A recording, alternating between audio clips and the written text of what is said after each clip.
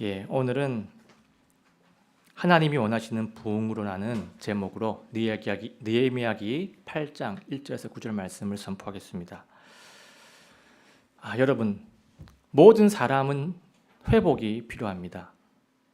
근데 왜 모든 사람이 회복이 필요하냐고 하면요, 사람은 본래 태어날 때부터 죄를 가지고 태어나고 또 죄성을 모두 다 가지고 있기 때문에 모든 사람은 모두가 다 회복이 필요합니다. 또 잘난 사람이건 능력이 있던 사람이건 못난 사람이건 하나님 앞에서 다 부족한 사람들이기 때문에 모든 사람은 회개가 필요하고요. 또 회개를 하면 우리 모두가 회복이 될 수가 있습니다. 예전에 우리 코로나 기간 동안에 우리 기독교가 참으로 많이 침체가 되었죠. 침체가 많이 됐습니다. 그 기간 동안에 알곡과 그러지 않은 사람들도 많이 가려졌고 이제는 많이 회복이 된 상태입니다. 우리 교회는 그래도 참으로 다행인 것이 다른 이유가 아니고 그 코로나 그 기간 동안에 신앙이 탁 떨어져가지고 이탈한 성도님들은 거의 없는 것 같습니다. 제 기억에는 거의 없는 것 같습니다. 근데 이것은 우리 전체 기독교를 볼 때 거의 기적과도 같은 그런 하나님의 놀라운 은혜입니다. 그래서 우리가 하나님께 정말 감사를 드려야 합니다. 우리 교회는 지금 회복을 하고 있습니다. 영적으로 회복을 하고 있습니다. 우리 교회는 하나님의 전적인 은혜로 지금 회복이 되고 있습니다. 많은 성도님들이 자원을 해서 교회를 이루고 있고 운영을 하고 있고 개인적으로 또 그룹 모든별로 하나님께 찬양을 올리고 있고 또 찬양대도 자발적으로 이루어져서 예배가 드려지고 있고 또 집에서 온라인으로 예배 드린다고 또 예배당에 나오지 않는 그런 성도님들도 거의 없고 모두가 목사를 중심으로가 아니고 머리가 되신 예수님을 중심으로 예수님을 의식해서 그분의 뜻 가운데 순종의 방향으로 가고 있습니다. 예수님의 다스림 안으로 들어가고 있습니다. 그게 중요한 거죠. 예수님의 다스림 안으로 들어갑니다. 내가 낸 데가 아니고 예수님의 뜻에 순종하고 있습니다. 물론 가야 할 길이 많이 남아 있습니다. 많은데 하지만 많은 분들이 예수 그리스도의 통치하심 아래에 자신을 낮추고 있습니다. 물론 이 개개인마다 상황은 조금씩 다를 수도 있겠지만요. 많은 분들이 예수님이 원하시는 방향으로 순종을 하고 있습니다. 그래서 오직 은혜로 지금 회복이 되고 있다는 겁니다. 나의 의지로, 나의 계획으로, 내 판단으로 가고 있는 게 아니고 다 순종을 하고 있습니다. 그러면 이런 상황에서 우리가 바라봐야 할 것은요. 회복이 되어야 할 부분들은 계속 회복이 되면 되고 나머지 부분들은 이제 회복을 딛고 부흥으로 가야 됩니다. 부흥으로 가야 할 부분들은 부흥으로 나아가야 합니다. 여러분, 부흥이라는 것이 무엇일까요? 교회에 사람들이 많이 모이고 자리가 빼곡하고 헌금이 늘어나고 교회의 이 잔고에 돈이 쌓이고 교회 시설들이 그 돈으로 현대식으로 막 변해가고 바꿔지고 이렇게 되면 부흥입니까? 물리적인 부흥이 하나님이 보시는 부흥이 아닙니다. 부흥은요, 영어로 보면 이겁니다. 리바이벌입니다. 리바이벌, 영어로 보면. 그리고 히브리어로 보면 하야라는 단어인데 이 부흥의 뜻은 생명을 갖다, 살아있다, 생기가 있다 이런 뜻을 가지고 있습니다. 그래서 하나님이 보시는 부흥은요, 죽었던 영이 살아나고 거룩함이 회복이 되고 교회 안에 사랑과 생명이 넘쳐나는 것, 이러한 형상들이 바로 부흥입니다. 메마른 혼이 그리스도의 영으로 충만해지고 내가 죄를 이겨내고 있고 내 마음이 낙심해서 소망으로 바뀌고 예수님과 교제하는 것이 내가 행복해지고 하나님께 예배드리는 것 자체가 너무나 행복해지고 예수님을 선포하는 것이 너무나 자랑스럽고 이런 것들이 부흥이고 이런 것들보다 더 큰 꿈은 없습니다. 하나님께서 원하시는 부흥이에요. 오늘은 느헤미야기 8장 앞부분입니다. 지금까지 예루살렘 성벽이 잘 재건이 되고 바빌론 포로 귀환 자들 리스트도 잘 파악이 됐고 그리고 각자가 자기 도시들에 잘 살고 있다는 것을 어느 정도 확인을 했습니다. 자, 이제는 느헤미야가 페르시아로 다시 돌아가도 되지만 그런데 돌아가지 않고 무언가를 더 하기 위해서 아직 남아 있습니다. 앞으로 어떤 일들이 일어나는지 쭉 살펴볼 텐데요. 오늘은 다음 스텝이 뭔지 계속 이어가 보겠습니다. 자, 느헤미야기 8장 1절입니다. 온 백성이 한 사람처럼 물문 앞 거리에 함께 모여 서기관 에스라에게 주께서 이스라엘에게 명령하신 모세의 율법책을 가져오라고 말하매. 지금 유다의 온 백성들이 지금 물문 앞에 모여 있습니다. 근데 이 물문이 어떤 문이냐고 하면요. 예루살렘의 동쪽 성벽에 있는 문을 물문이라고 했습니다. 자, 지금 그런데 오늘 이 일이 언제 일어났냐 하면요. 2절에 보면 나오죠. 2절에 보면 일곱째 달 첫째 날입니다. 일곱째 달이니까 유대력으로 하면 7월입니다. 그리고 첫째 날이니까 1일이죠. 유대력으로 7월 1일입니다. 7월 1일이 무슨 날인가요? 유대력으로 나팔절입니다. 나팔절. 이 나팔절이 뭐냐면요. 하나님께서 이 7월 1일을 안식일로 딱 삼으셔가지고 그날은 나팔을 불고 하나님을 예배를 하고 하나님께 헌물을 드리는 그런 명절입니다. 그런데 이 나팔절은요. 7월 10일이 대속죄일입니다. 그에 앞서 10일 전이 7월 1일 나팔절입니다. 이 나팔절을 시작으로 해가지고 대속죄일을 앞두고 회개를 하는 마음, 회개를 촉구하는 마음, 회개를 시작하는 그 마음을 이날부터 딱 계시를 합니다. 자, 지금 이 나팔절에 온 백성이 지금 모여 있습니다. 그런데 이 모여 있는 백성들이 서기관 에스라한테 뭔가를 지금 부탁을 하죠. 지금 어떤 부탁을 합니까? 모세 율법책을 가져와 달라고 부탁을 합니다. 여기서 흥미로운 부분이 있는데요. 백성들이 먼저 스스로 율법책을 요청했다는 겁니다. 에스라가 백성들한테 자, 지금 한번 모여서 말씀을 한번 봅시다 라고 제안을 한 게 아니에요. 백성들이 먼저 에스라한테 가서 요청을 했습니다. 지금 백성들은 말씀이 필요하다는 것을 스스로 느끼고 있습니다. 하나님과의 관계를 바르게 하기 위해서 하나님과의 그 관계, 하나님 백성으로서의 정체성을 회복하기 위해서 그리고 영적으로 부흥을 하기 위해서 성장하기 위해서 말씀이 필요하다는 것을 스스로가 다 느끼고 있습니다. 그래서 이 백성들이요 지금 총독인 느헤미야한테 간 것도 아니고 레위인에게 간 것도 아닙니다. 성경학자인 에스라에게 갔던 겁니다. 그만큼 지금 말씀에 갈급하고 있다는 얘기죠. 이 백성들의 요청 때문에 에스라는 지금 율법책을 딱 가지고 회중 앞에 딱 섭니다. 자, 그리고 2절입니다. 일곱째 달 첫째 날에 제사장 에스라가 남자들과 여자들의 회중과 예력이 있어 들을 수 있는 모든 자들 앞으로 율법책을 가져와.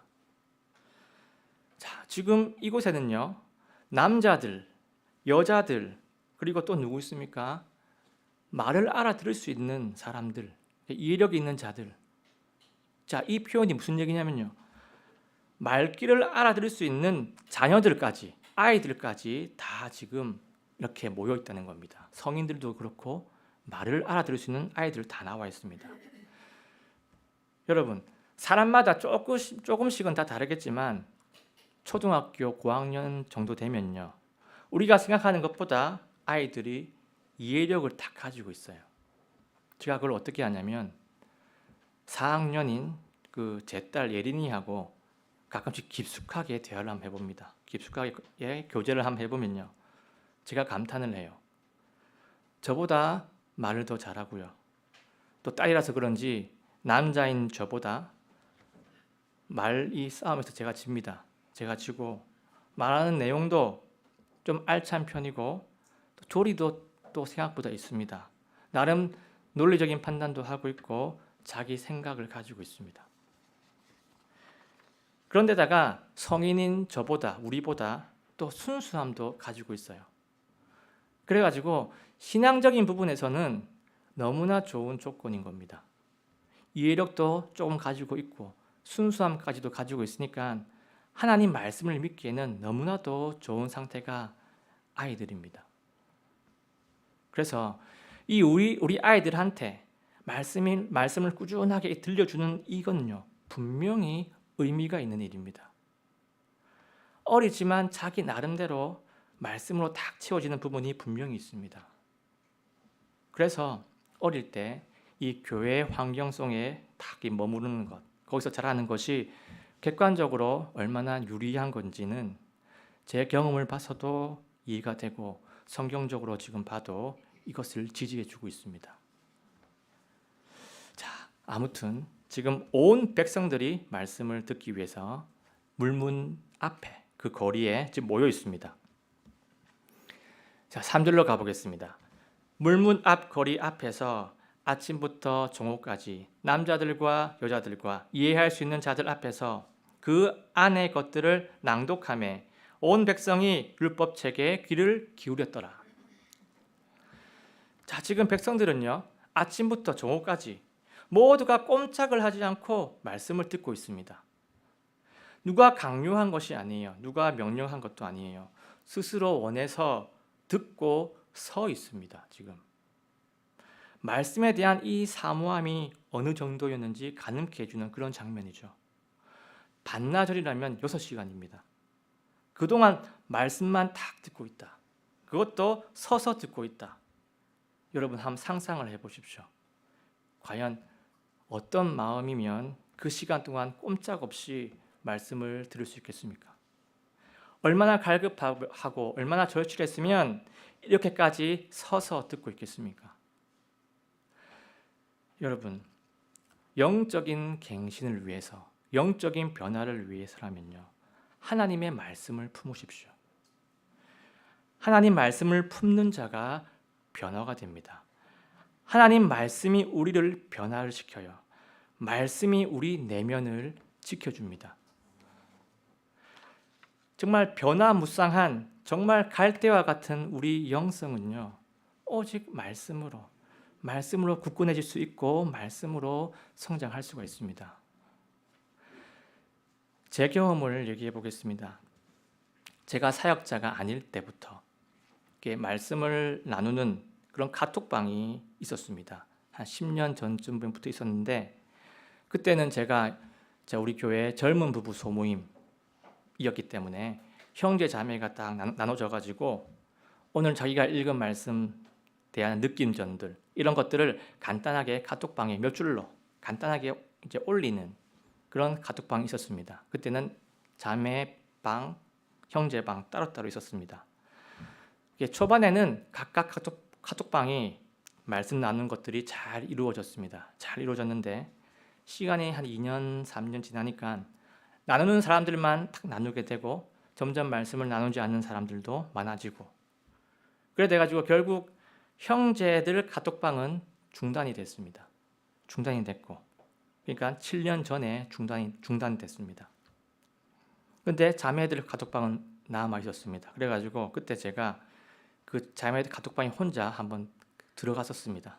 들어가서 말씀을 나눴는데, 근데 그 자매 카톡방에도요, 한 3년 정도 제가 있었습니다. 그때 들어가 보니까 꾸준히 매일 말씀을 딱 묵상하고 나누는 분들도 계셨고, 그리고 자연스럽게 참여하지 않게 되는, 그러니까 카톡방에 들어와 있었지만 그 자기 말씀 나눔은 그냥 나누지 않는 그런 분들도 계셨습니다.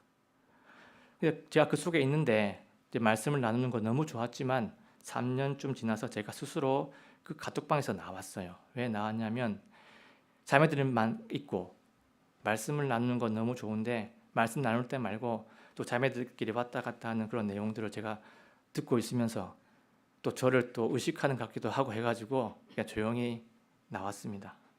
조용히 나왔는데 그 카톡방이요, 지금까지도 지금 운영이 되고 있습니다. 참으로 대단한 상황입니다.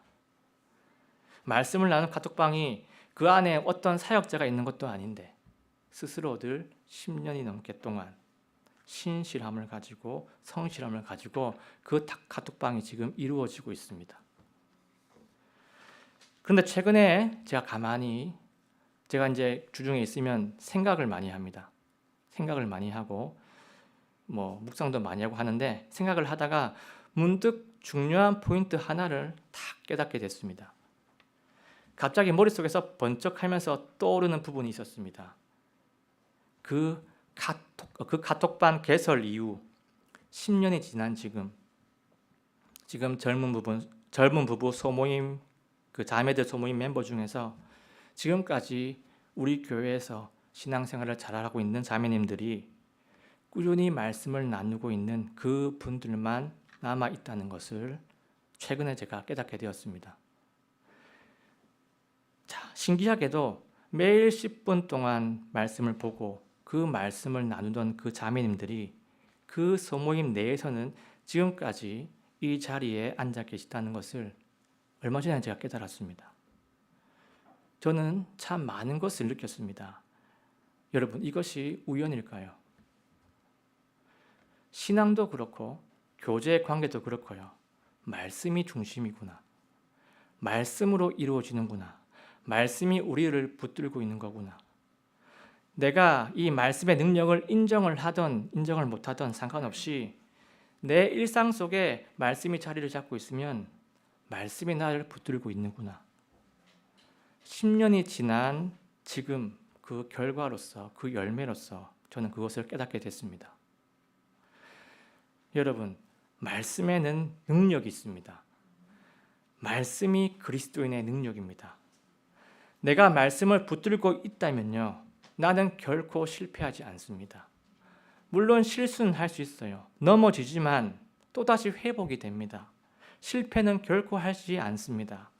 왜냐하면 말씀을 붙들고 있는 내 옆에는 항상 하나님이 딱 붙어 계시기 때문입니다. 내가 그 말씀에 감동을 많이 하던, 감동을 오늘은 덜 하던, 오늘은 말씀을 많이 깨달았던, 오늘은 어제보다 말씀을 덜 깨달았던 간에 나의 감정과 상관없이 내가 말씀을 붙잡고 있다면은 하나님은 내 옆에 딱 붙어 계셔가지고 나의 신앙을 그분의 능력으로 지켜주고 계십니다. 여러분, 말씀에 귀 기울임이 없이는요, 우리는 어떠한 부흥도, 어떠한 갱신도, 어떠한 성숙도 기대하기 어렵습니다. 우리가 이 진리를 깊이 인식하기를 원합니다. 이제 4절입니다.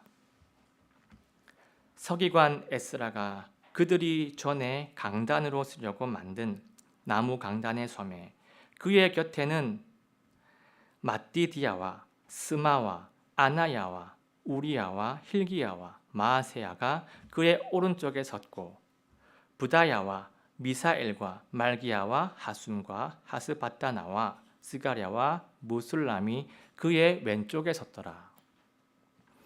자, 지금 보시면 에스라가 강단 위에 딱 올라갑니다. 에스라가 딱 중간에 서 있고 양옆으로 오른쪽에 6명, 왼쪽에 7명 이렇게 서 있습니다. 그런데 이들은요, 레위인이나 제사장 이런 사람들이 아닌 것 같습니다. 만약에 그랬다면 그 앞에 직분이 적혀 있겠죠. 성경에는 직분을 적습니다. 그러면 이 양옆에 있는 사람들은 그냥 일반 백성이라는 거죠.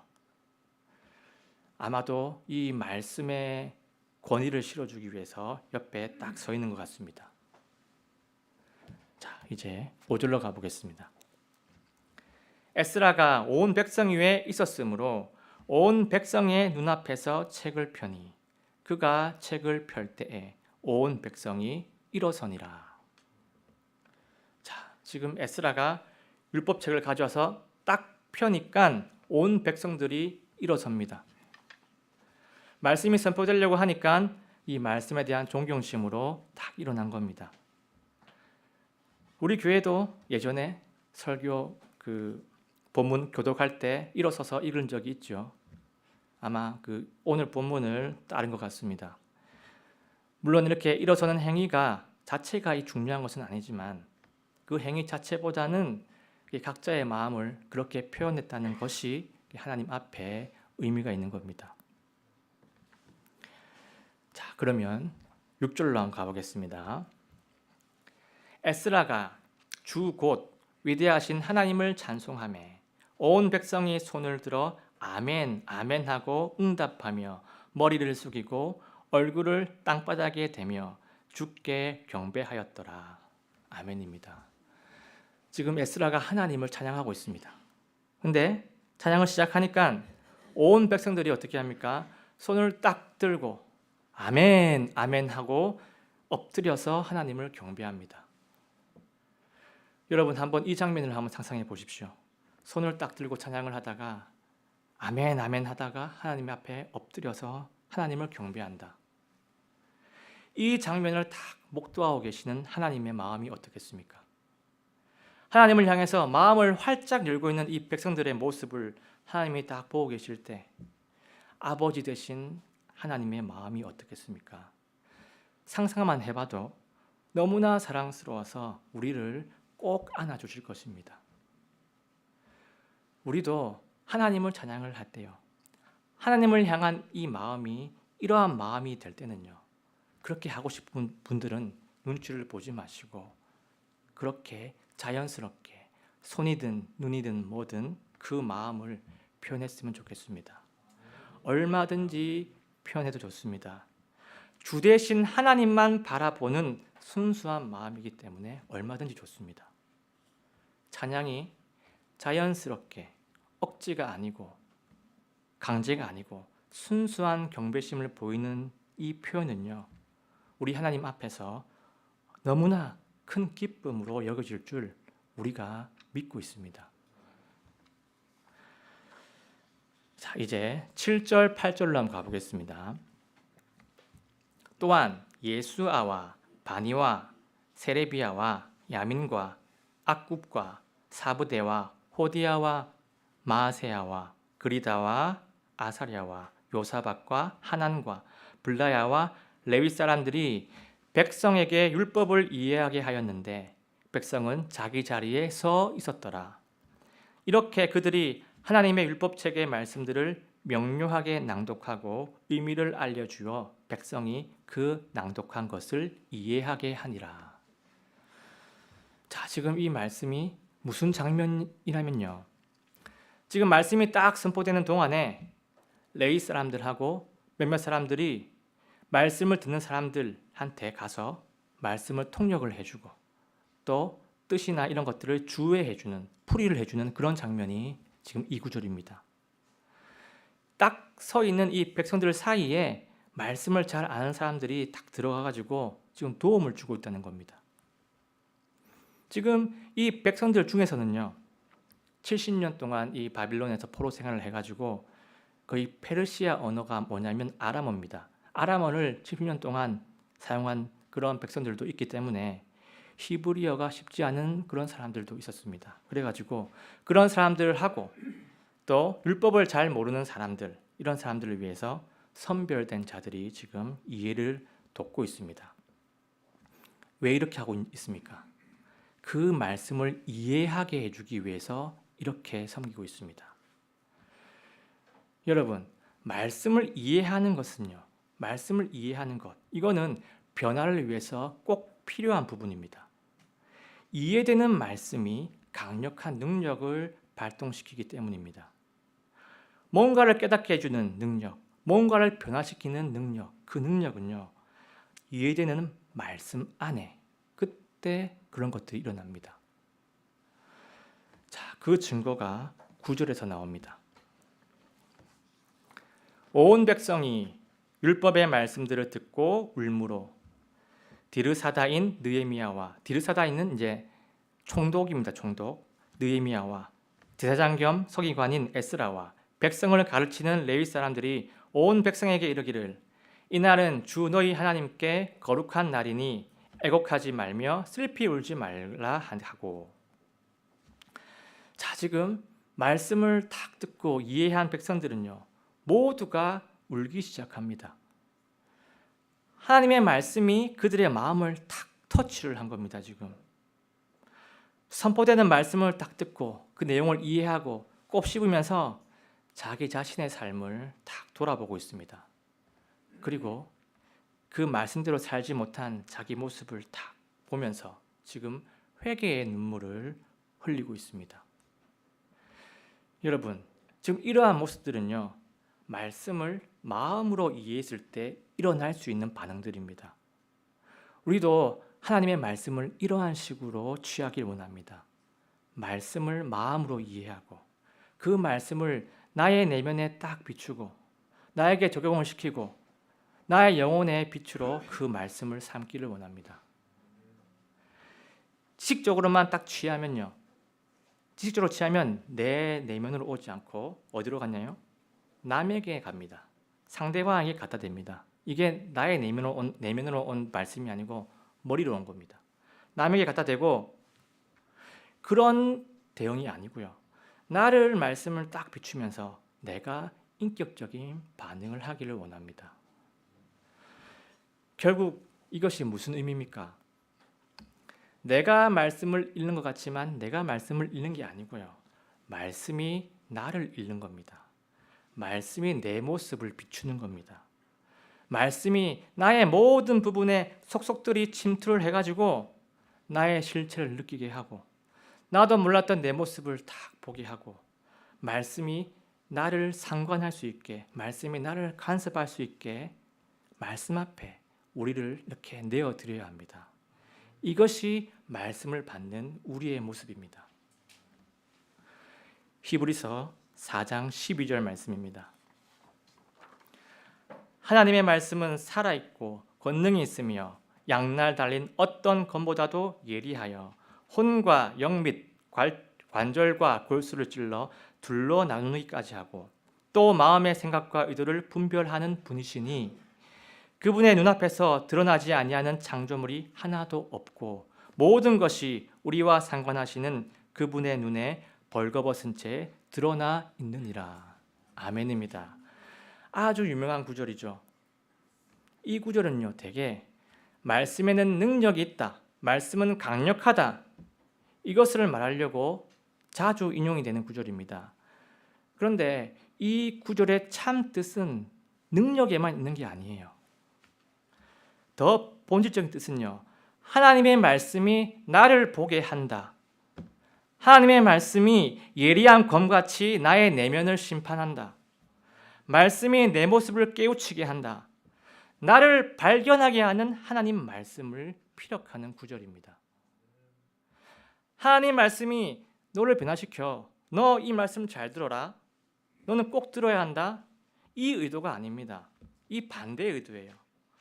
말씀을 듣고 있는 나한테 내가 말씀을 잘 들어야지, 내가 이 말씀을 잘 취해야지, 이 의도입니다. 왜죠? 말씀이 그 사람을 드러내는 게 아니에요. 말씀이 나를 드러내게 하기 때문입니다. 제가 28살 때 취업을 앞두고 하나님의 사명을 딱 깨닫고 나서 그때 말씀을 통해서 저의 민낯을 보았습니다. 그동안 완전하게 까맣게 잊고 있었던 제 머릿속에 전혀 있지 않는 장면들, 그 장면들이 한 카트 한 카트, 그 장면들이 너무나 생생하게 연속적으로 쫙 지나가는 것이었습니다. 저의 죄악된 장면들이었습니다. 내가 예전에 이런 생각을 했었고, 내가 그런 행동을 했었고, 내가 그런 의도를 가지고 있었구나. 그 장면을 보게 되면서 깨닫게 되는 것이었습니다. 그 전에는 기억조차 못했던 그런 장면들이었습니다. 그 수많은 장면들을 쫙 머릿속에서 보고 나서 가장 먼저 든 생각이 뭐였냐면요, 이 세상에 현실이든 가상이든 너무나 악랄한 악당들이 많이 있지만, 예를 들면 영화에 배트맨 영화에서 조커도 있고, 범죄도시 영화에서 윤계상도 있고, 실제 세월호 사건에서 선장도 있고, 그리고 드라마에 왔다 장보리 그 드라마의 연민정 같은 그러한 참 지독한 빌런들이 이 세상에 많이 있지만, 그 빌런들을 다 합쳐놓은 내가, 그 모든 빌런들을 합쳐놓은 모습이 바로 나구나. 내 장면들을 탁탁탁 다 보고 나니까 내가 세상에서 가장 악랄한 그런 빌런의 모습이었구나, 내가 그 끝판왕이었구나 라는 것을 그때 깨달았습니다. 그걸 깨닫고 나서 얼마나 제가 회개를 하고 얼마나 울면서 하나님 앞에 용서를 구했는지 모릅니다. 아, 나 자신은 진짜 하나님의 은혜가 없이는, 하나님의 용서가 없이는 이 존재 자체가 플러스인 존재가 아니구나, 그냥 마이너스 존재구나. 이 세상 안에 존재 안 하는 게 더 나은, 정말 지옥행에 가장 적합한 존재가 바로 나이구나. 이 사실을요, 말씀의 능력으로, 성령의 능력으로 나 자신을 보게 됐습니다. 그 전에는 0.1%도 기억을 하지 못했고요, 꿈에도 생각지 못한 저의 모습을 그때 발견을 했습니다. 여러분, 성경 말씀은 나의 벌거벗은 모습을 다 보게 하는, 나와 깊게 상관하게 하는 강력하고 유익한 하나님의 말씀입니다. 오늘 이 시간 우리 모두가 이 하나님의 말씀 앞에서 나 자신이 깊게 상관되기를 간절히 원합니다. 오늘 본문에서 하나님이 원하시는 부흥을 위해서 내가 취해야 할 행동들이 두 가지가 나왔죠. 첫 번째가 말씀을 사모하는 마음, 두 번째가 말씀의 빛으로 나를 발견하는 것, 그래서 그 빛으로 인해서 내가 회개를 하는 것, 이 두 가지입니다. 이제는 이 오늘 본문을 통해 가지고 우리가 적용할 수 있는 것들을 한번 잘 적용을 해봤으면 좋겠습니다. 우리는요, 매주 한 번 정도는 하나님 말씀을 접합니다. 주일 예배 때도 있고 금요 기도 모임 때도 있고 해가지고 말씀을 접합니다. 또 이 성도님들 중에서는요, 계획을 해가지고 매일매일 말씀을 보는 분들도 당연히 계실 겁니다.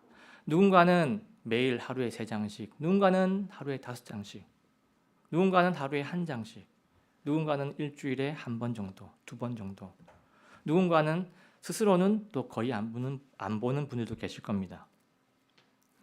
일단 우리가 하나님의 말씀을 평소에 보지 않으면요, 우리는 우리 신념만으로, 우리 관념만으로 영적으로 부흥하기는 어렵습니다. 말씀은 영의 양식이기 때문에 평소에 영의 양식을 먹지 않고 영적으로 성장하는 것은요, 거의 불가능합니다. 매일 밥을 먹으면서 살아가고 있는 우리이기 때문에요, 이 원리는 굳이 말씀을 안 드려도 잘 알고 계실 겁니다. 잘 먹지 않고 건강할 수는 없습니다. 그런데 오늘 본문이 말씀하듯이 딱 말씀을 볼 때는 그 의미를 이해하고 곱씹는 과정이 꼭 필요합니다. 말씀을 어느 정도 이해를 하고 다 곱씹을 때, 그때 유다 백성들이 통회하면서 눈물로 반응하며 하나님께 회개를 했습니다. 말씀의 의미를 곱씹을 때 그 말씀이 우리에게 상관을 하게 됩니다. 말씀을 보는 그 양이 중요한 게 아니에요. 눈만으로 그냥 쭉 말씀을 읽어 넘어가는 것, 그것이 중요한 게 아닙니다. 한자 한자 찍어가면서 그 의미를 이해하면서 마지막에는 이 의미가 나와는 무슨 관련이 있는가, 나에게는 이 말씀을 어떻게 적용시킬 수 있는가 고민을 해나가면서 읽어갈 때, 그때 그 하나님의 말씀이 우리에게 능력이 되고 역사가 됩니다. 자, 그런데 이렇게 천천히 이렇게 말씀을 살펴보면요, 당연히 시간이 많이 걸리겠죠. 빨리 읽어 나갈 수가 없습니다. 저도 학창 시절을 경험해봤고 대학생 시절도 겪었고 직장 생활도 해봤는데 하루가 참 바쁩니다. 할 일도 많고 신경 써야 할 거리도 많고 결코 여유롭지가 않습니다. 솔직히 빡빡합니다.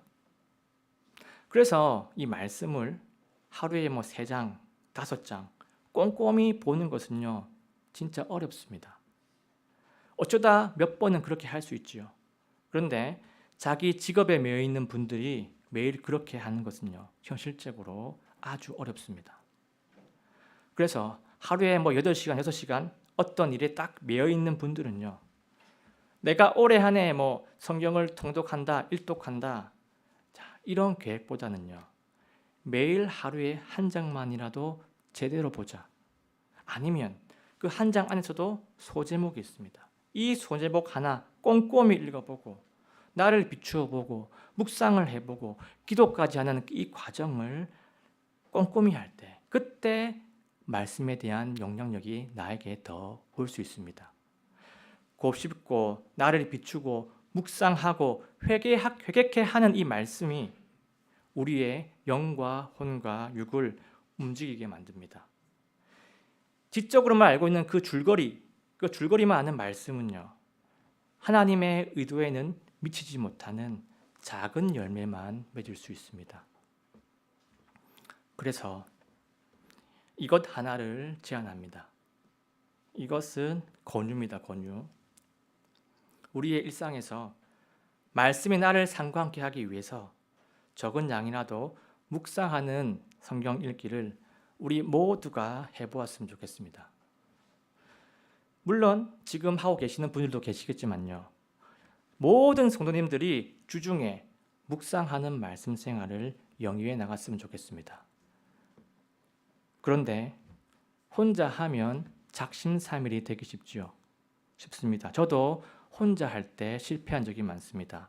계속 뛰어넘어갑니다. 일주일에 매일 하다가 이틀에 한 번 하다가 3일에 한 번 하다가 실패할 수밖에 없습니다. 그래서 그룹을 지어서 하는 게 좋은데요. 그렇게 하면 동기도 생기고 의지도 생기고 말씀을 딱 놓지 않게 도와줍니다. 우리의 현실을 딱 고려를 했을 때 딱 이 소모임 안에서 말씀 나눔이 이루어지는 것이 참 좋은 것 같습니다. 소모임 안에서요. 이번 주는 요한복음 1장에서 5장까지 딱 이렇게 공동 범위를 정해가지고 각자가 자기 스케줄에 맞게 읽어 나가고 한 주에 한 번 정도는 나의 느낀 점들을 간단하게 카톡으로 올려서 나눠보고 그러면 다른 사람들도 그걸 읽으면서 그 말씀을 또 읽으면서 유익을 얻게 되고 그러한 나눔의 자리가 생겼으면 좋겠습니다. 물론 공동의 범위를 딱 안정하고 각자가 읽고 싶은 부분들 딱 읽고 카톡 나눔을 올리는 것도 당연히 좋습니다. 그것도 좋습니다. 그리고 카톡에 올리는 그 횟수도요. 처음에는 많지 않게 일주일에 한 번 정도 이렇게 시작하는 것이 훨씬 더 좋습니다. 그리고 많은 사람들이 참여하면 좋고요. 많은 사람들이 참여하고 그것들이 정착이 되면 그 내년에는 일주일에 2번, 그 내년에는 일주일에 3번, 나중에 가서는 매일 그 말씀의 나눔이 올라오는 그러한 날까지 이어졌으면 좋겠습니다. 일상에서 그걸 딱 하게 되면요. 제가 예를 한번 보여주겠습니다. 자, 그러니까 이게 지금 제가 그 카톡방에서 또 누군가하고 하고 있습니다. 우리 또 하고 있는데 이렇게 앞쪽에 간단하게 제가 읽은 그 느낌을 준 그런 구절을 올리고 그 밑에 간단하게 몇 줄만 딱 올리는 그리고 그 밑에는 또 그 글을 읽고 아멘하고 그 다음에 내가 또 읽고 느낀 점들을 간단하게 올리는 이러한 것들이 예가 될 수가 있습니다. 길게 올릴 필요도 없습니다. 이것이 별거 아닌 것 같지만요. 이것을 하고 안 하고는 실제로 우리 신앙에 많은 차이를 보여줍니다. 일상에서 말씀이 나를 실제로 붙들고 있는지 붙들고 있구나. 부족한 나를 하나님께서 직접 그분의 손으로 나를 직접 붙들고 계시는구나. 그것을 경험하게 해주고 그것을 실감하게 해주는 아주 좋은 방법입니다.